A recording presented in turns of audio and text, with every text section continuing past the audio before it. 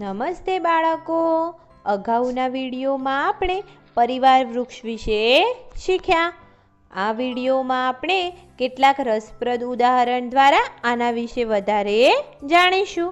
જ્યારે રાજુ બગીચામાં રમીને ઘરે ગયો તો તેના પિતાજીએ બનાવેલ પરિવાર વૃક્ષને સોફા પર જોયું. આટલા બધા લોકોમાંથી મારા કુલ કેટલા પરનાના અને પરનાની છે? બાળકો, શું તમે રાજુના આ પરિવાર વૃક્ષને જોઈને આ પ્રશ્નનો જવાબ શોધી શકો છો? રાજુના પરનાના અને પરનાની તેની મમ્મીના નાના નાની હશે. આ રીતે રાજુના પરનાના અને પરનાની. રાજુના કુલ 8 પરનાના અને પરનાની છે. જો હું મારી છઠ્ઠી પેઢી બનાવું તો તેમાં કેટલા લોકો હશે? બાળકો, શું તમે કહી શકશો કે રાજુની છઠ્ઠી પેઢીમાં કુલ કેટલા લોકો હશે? તમે ઈચ્છો તો વિડીયોને રોકીને આનો જવાબ વિચારી શકો છો. રાજુની છઠ્ઠી પેઢી બનાવવા માટે આપણે તેના પરનાના, પરનાની, પરદાદા અને પરદાદીના માતા પિતાને આ પરિવાર વૃક્ષમાં જોડવા પડશે. આ રીતે રાજુની છઠ્ઠી પેઢીમાં કુલ 32 લોકો હશે.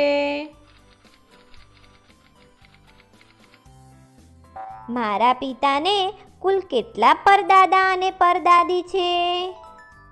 બાળકો, શું તમે રાજુના આ પ્રશ્નનો જવાબ શોધી શકો છો?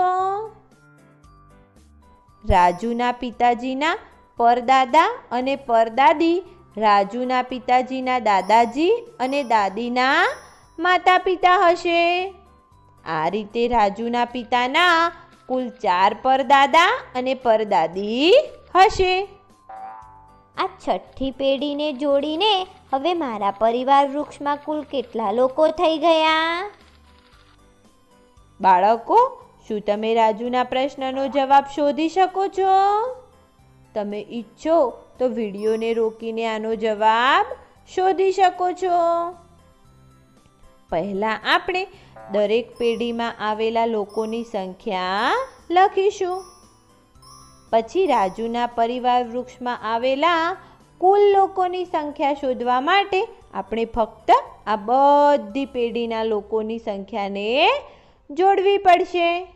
આવી રીતે રાજુના પરિવાર વૃક્ષમાં કુલ 63 લોકો છે.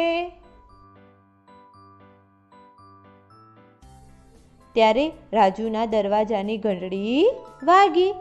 જ્યારે રાજુએ ઘરનો દરવાજો ખોલ્યો તો એણે જોયું કે જે સંબંધીઓને તે અત્યાર સુધી પરિવાર વૃક્ષમાં જોઈ રહ્યો હતો તે બધા તેનો જન્મદિવસ ઉજવવા માટે પહોંચી ગયા હતા.